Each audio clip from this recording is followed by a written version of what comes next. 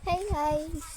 May nagsabi sa akin na naalala ako. Ito guys, may mga kakasasabihan dito. Number 1, first crush. Ay, hindi ko yung masasagot. Kasi wala naman akong crush, diba? So, second, kung ikaw ay magiging mabait, ano ang gagawin mong first na pabongga daw? So, ang sagot ko dyan is, sorry maingay, ang sagot ko dyan is, hindi ko to. And, sagot ko dyan is, ang una ko is maging matulungin. Siyempre, kung mabait ka, dapat matulungin ka din. Kasi ang una talaga, ang first talaga is matulungin sa ating pamilya. Kasi anong magagawa mo sa bait kung hindi ka tutulong? Mabait nga 'di ba? Ibig sabihin is matulungin ka na din. So number 3 na. Kung ikaw ay magiging masama pero may ibig sabihin, ay ulit, ano pala? Ulit ka, guys. Kung ikaw ay magiging masama tapos may kaibigan na magsasabi sa'yo na maging mabait ka na lang. So, kung magiging ako masama, may kaibigan akong nagtutulak sa akin na maging mabait na lang ako. Ang answer ko dyan is,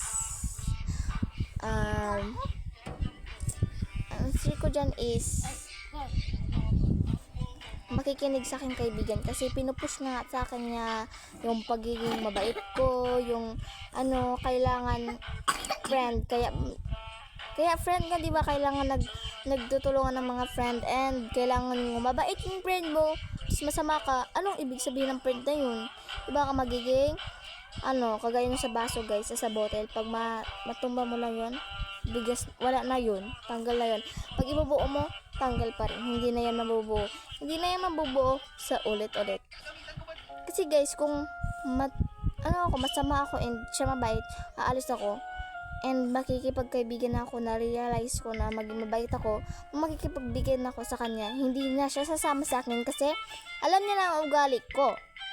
Pero kailangan dapat anahin pa natin yun, kasi kung masama naman yung sinasabi niya and tama yung ginagawa ko, hindi ko siya intindihin, bahala na siya.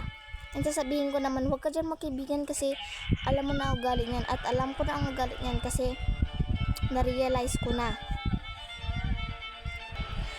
So, number 3 na lang kasi dito guys. So, let's go, 3 na. Kung mai-love ka sa isang pamilya and mai-love ka din sa jowa mo, ano ang pipiliin mo? So, ang pipiliin ko is pamilya kasi siya ang unang nagpapakain ng baby pa. Alangan yung jowa, yung baby pa lang siya, baby din ako, alangan siya nagpapakain. So, kailangan dapat family ang piliin natin. Lahat naman ng mga mother and lahat ng tao is not perfect. Hindi lahat ng tao is perfect, ha. Alam niyo naman yan. Sa Bible yan nakalagay. And yun nga pala is family. Kasi alam niyo ba guys, pag family is parang hindi man lahat ng gusto mo is nabibigay niya sa lahat, pero ang pagmamahal sa'yo, bigay sa'yo.